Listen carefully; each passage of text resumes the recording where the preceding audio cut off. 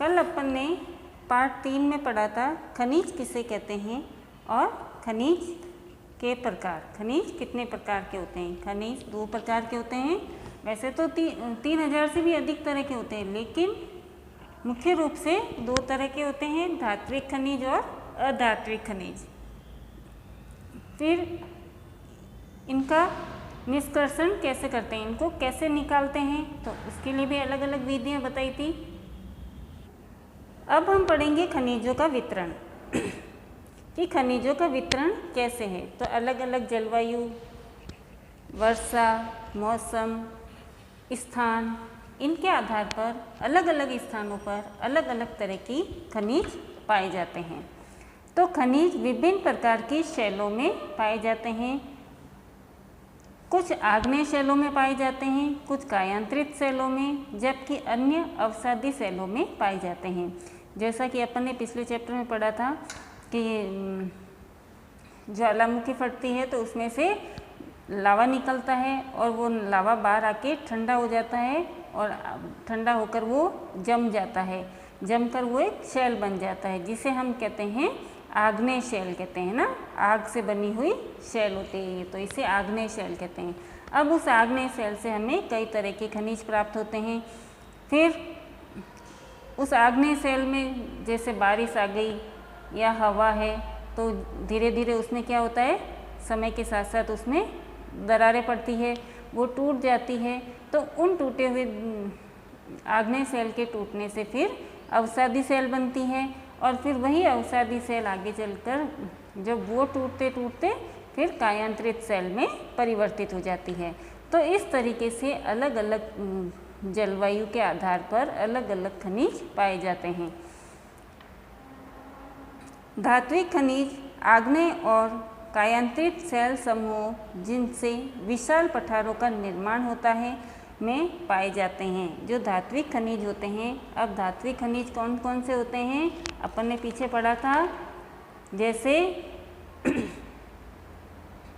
लौह अयस्क है, बॉक्साइट है, मैग्नीज है, तो ये सारे थे धात्विक खनिज के उदाहरण। अब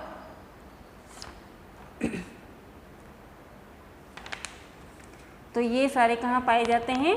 आग्नेय शैलों में पाए जाते हैं। अब उत्तरी स्वीडन में लौह अयस्क ओटेरियो जो कनाडा में है, वहाँ तांबे और निकेल के निक्षेप। दक्षिण अफ्रीका में लोहा, निकेल, क्रोमाइट और प्लेटिनियम आग्नेय और कायांतरित शैलों में पाए जाते हैं। तो ये अलग अलग जगह पर, जैसे स्वीडन में, उत्तरी स्वीडन में लौह अयस्क, कनाडा में तांबा और निकल, दक्षिणी अफ्रीका में लोहा, निकेल, क्रोमाइट और प्लेटिनियम, ये सब कहाँ मिलते हैं? इन अलग अलग जगह पर मिलते हैं। और ये वहाँ पर जो आग्नेय शैल और कायांतरित शैलें हैं उनमें ये सारे खनिज पदार्थ पाए जाते हैं।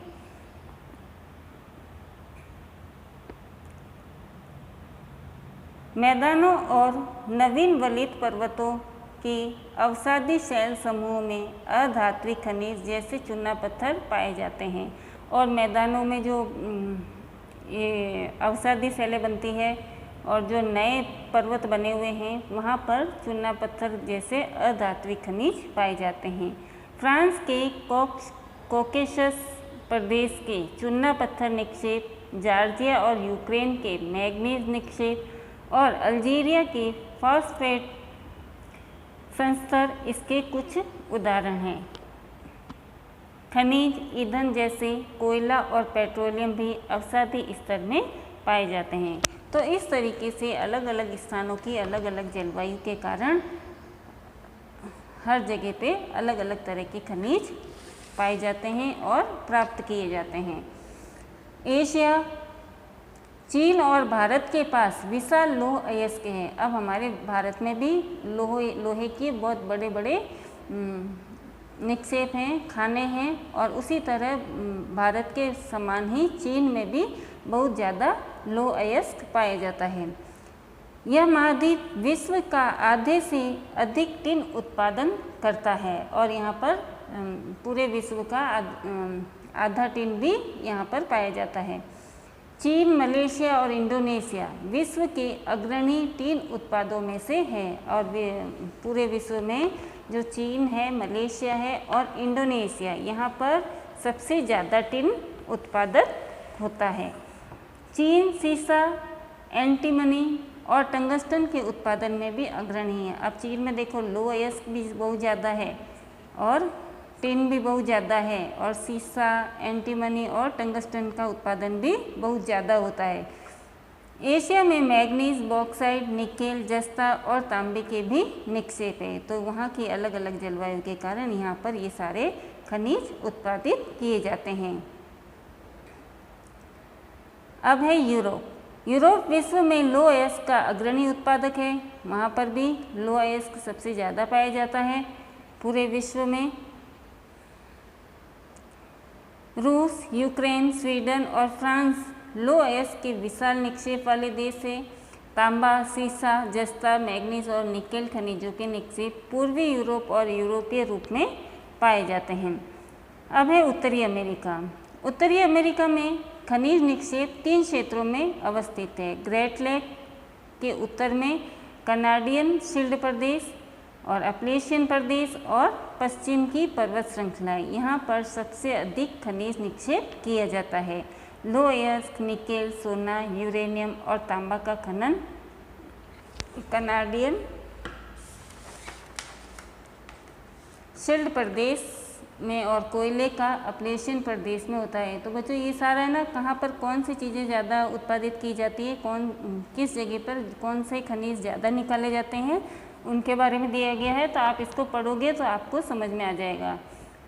पश्चिम कार्डिलेरा में तांबा, सीसा, जस्ता, सोना और चांदी के विशाल निक्षेप हैं। अब है दक्षिण अमेरिका। ब्राज़ील विश्व में उच्च कोटि के लो अयस्क का सबसे बड़ा उत्पादक है। ब्राज़ील में भी लो अयस्क सबसे ज़्यादा उत्पादित किया जाता है। चिली और पेरू तांबे के अग्रणी उत्पादक है। ब्राज़ील और बोलीविया विश्व में टिन के सबसे बड़े उत्पादक। वैसे चीन में भी होता है, लेकिन यहाँ पर भी बहुत ज़्यादा टिन उत्पादित किया जाता है। दक्षिण अमेरिका के पास सोना, चांदी, जस्ता, क्रोमियम, मैग्नीज, बॉक्साइट, अभ्रक, प्लेटिनियम,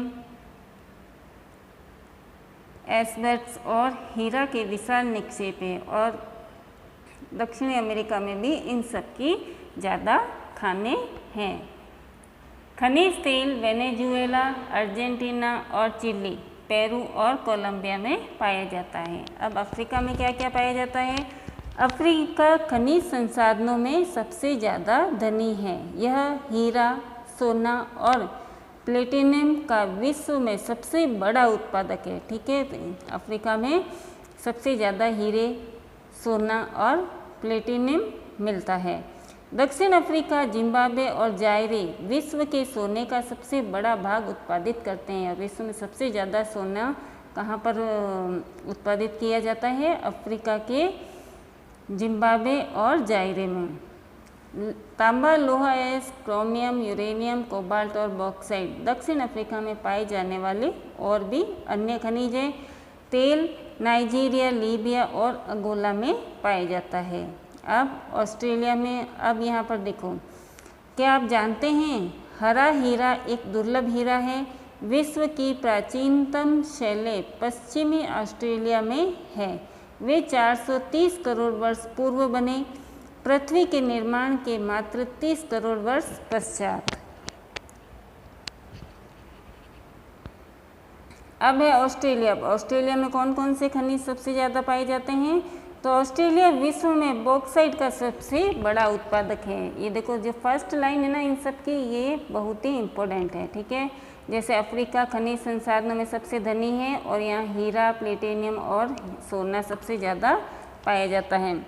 ऑस्ट्रेलिया में बॉक्साइट, यह सोना, हीरा, लो अयस्क, टिन और निकेल का अग्रणी उत्पादक है। यहाँ पर सोना, हीरा, लो अयस्क ये भी ज़्यादा मात्रा में पाया जाता है, उत्पादित किया जाता है। यह तांबा, सीसा, जस्ता और मैग्नीज में भी संपन्न है। पश्चिमी ऑस्ट्रेलिया के कॉलगुरली और कुलगार्डी क्षेत्रों में सोने की सबसे बड़े निक्षेप हैं। अब ऑस्ट्रेलिया में भी जो पश्चिमी ऑस्ट्रेलिया है वहाँ पर कालगुरली और कूलगार्डी में सोने की सबसे बड़ी खानें हैं। अब है अंटार्कटिका। विभिन्न खनिज निक्षेपों पूर्वानुमान से कुछ संभवतः विशाल के लिए अंटार्कटिका का भूविज्ञान पर्याप्त रूप से सुप्रसिद्ध है। ट्रांस अंटार्कटिक पर्वत में कोयले और पूर्वी अंटार्कटिका में पिल चार्ल्स पर्वत के निकट लोहे के महत्वपूर्ण मात्रा में निक्षेपों का पूर्वानुमान किया गया है। लौह अयस्क, सोना, चांदी और तेल भी वाणिज्यिक मात्रा में उपलब्ध है। ठीक है, तो अब ये अभी अपन ने पढ़ा था कि कहाँ पर कौन कौन सी चीज़ें पाई जाती है। अब है इन खनिजों का उपयोग। खनिजों का उपयोग कई उद्योगों में होता है। रत्नों के लिए प्रयोग किए जाने वाले खनिज प्रायः कठोर होते हैं। इन्हें आभूषण बनाने के लिए विभिन्न शैलियों में जड़ा जाता है। तांबा एवं अन्य धातु हैं जिनका उपयोग सिक्के से लेकर पाइप तक प्रत्येक वस्तु में किया जाता है और इन सभी खनिजों का हम उपयोग अपने आवश्यकता अनुसार अलग अलग रूपों में करते हैं। कंप्यूटर उद्योग में प्रयुक्त होने वाला सिलिकॉन क्वार्ट्ज से प्राप्त किया जाता है। एल्यूमीनियम जिसे उसके अयस्क बॉक्साइट से प्राप्त किया जाता है का उपयोग ऑटोमोबाइल और हवाई जहाज, बोतलबंदी उद्योग, भवन निर्माण और रसोई के बर्तन तक में होता है। तो इन खनिजों का उपयोग हम अपनी आवश्यकता के अनुसार अलग अलग रूपों में करते हैं। अब इन खनिजों का संरक्षण कैसे करेंगे? खनिज अनवीकरणीय संसाधन है ना, इनका वापस एक बार ये समाप्त हो जाते हैं तो इन्हें वापस नया नहीं बना सकते हैं। जैसे कि पानी तो हम नवीकरणीय है ना, भाप बन के ऊपर उठ जाता है, फिर बादल बन के वापस बरस जाता है।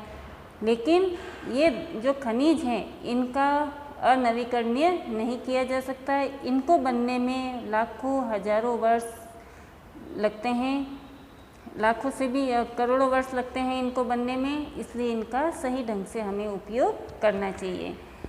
खनिजों के निर्माण और संचयन में हजारों वर्ष लगते हैं, इनके निर्माण में हजारों लाखों वर्ष लगते हैं।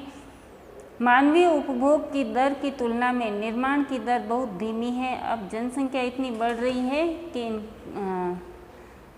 जिसके कारण अधिक से अधिक इनका उपयोग किया जा रहा है, लेकिन इनका निर्माण बहुत ही धीमा है। खनन की प्रक्रिया में बर्बादी को घटाना आवश्यक है। अब जब खुदाई की जाती है तब हमें बहुत ही सावधानी रखनी चाहिए ताकि इनकी बर्बादी न की जा सके। धातुओं का पुनर्चक्रण एक अन्य तरीका है जिससे खनिज संसाधनों को संरक्षित किया जाता है, तो हमें इन्हें सही ढंग से उपयोग में लेना चाहिए। देखिए चित्र में ये खनिज है, अब इसका प्रयोग किया, कम प्रयोग करना चाहिए और ये पुनर्चक्रण है, इनसे फिर वापस नए बर्तन बनते हैं। लेकिन खनिजों को बनने में लाखों वर्ष लगते हैं, इसलिए इन्हें इनका सही ढंग से उपयोग करना चाहिए। अब है शक्ति संसाधन, ये हम कल पढ़ेंगे। धन्यवाद।